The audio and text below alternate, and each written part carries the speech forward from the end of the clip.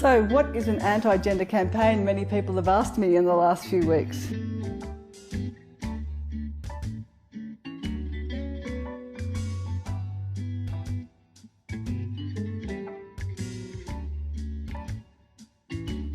Describe European campaigns that are in opposition to many things. Progressive gender equality, manifested in challenges to marriage equality, abortion, reproductive technologies, gender mainstreaming, sex education, sexual liberalism, transgender rights, anti-discrimination policy, and even to the notion of gender itself.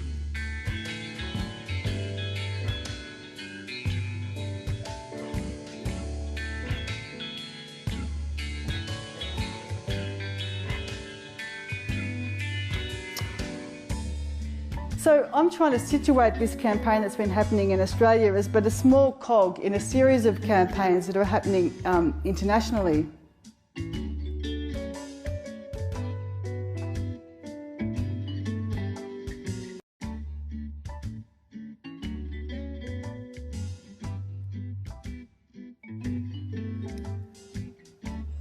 In sociological discourse, such campaigns might be described as a moral panic or sex panic.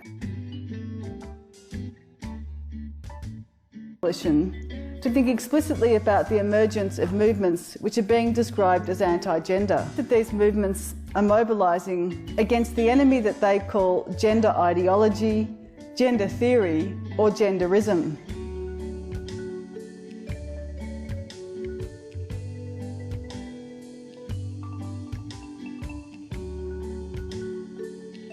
Highlight the ways in which the term gender ideology is being crafted to perform a particular rhetorical labour.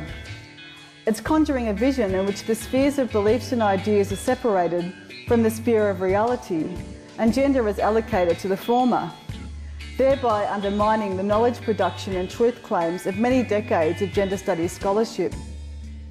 By invoking both common sense and hard sciences, such as biology or medicine, they aim to dismantle a wide array of research in social sciences and humanities, and notably, but not only, research that's inspired by a post-structuralist approach.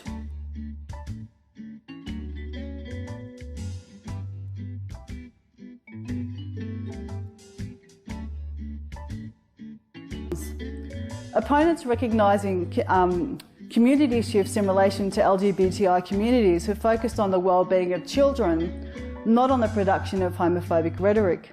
Because of increasing support for marriage equality, strategies have needed to be developed that can garner support for critiques of gender ideology, but not be read as explicitly homophobic.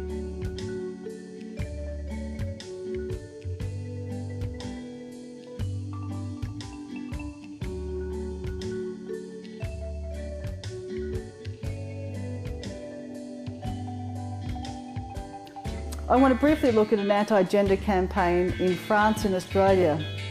Critiques of gender and its role in the denaturalisation of sex have been the subject of many heated protests in France. Most recently in debates against marriage equality in 2013, and in debates about a school program designed to educate students about gender beyond the frame of inequality that was launched in 2014.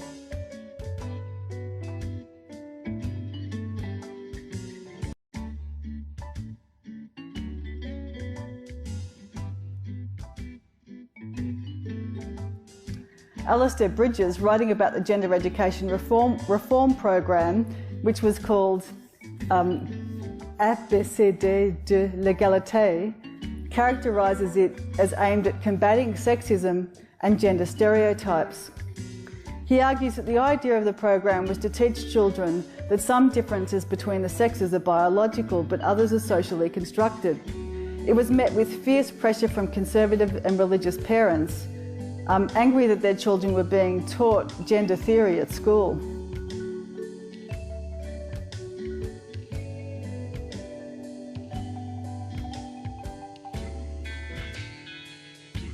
So Bridges notes that the movement against the education program reunited practising Catholic members of both the middle class and the Catholic bourgeoisie, but the movement also reverberated strongly through Muslim communities and the lower class.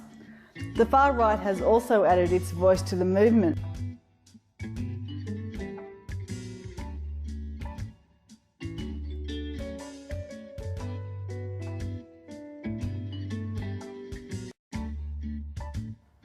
This contention is important in understanding the Australian context and speaks to the potency of the campaign against the Safe Schools Coalition.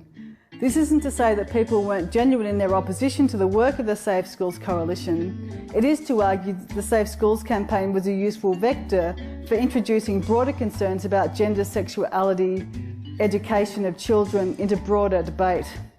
It also suggests that anti-gender mobilisation campaigns will likely have lives beyond debates about marriage equality and following on from the successful attacks against the Safe Schools Coalition.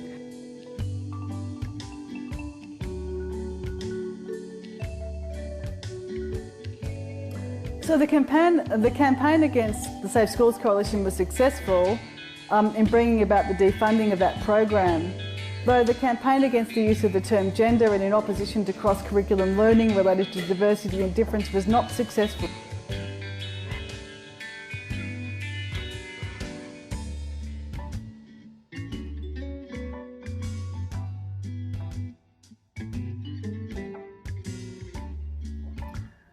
Implicit within this critique is the idea that the curriculum can be a neutral document, guiding teachers in how to teach young people about society in a way that can treat all perspectives without bias and not have any political influence on the formation of young people's character.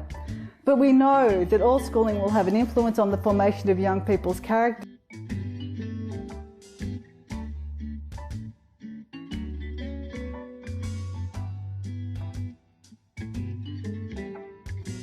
Gender studies, she writes, should provoke an unending set of questions and open the way to new thinking. Gender is a perpetually open issue, and when we think it has been settled, we know we're on the wrong track.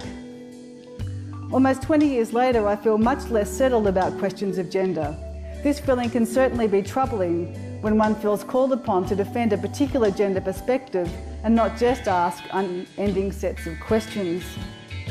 While I may be less sure about how gender might be defined, I am more committed to finding opportunities to do research and to stage public conversations such as this one, related to the intersections between gender, sexuality, religion and education.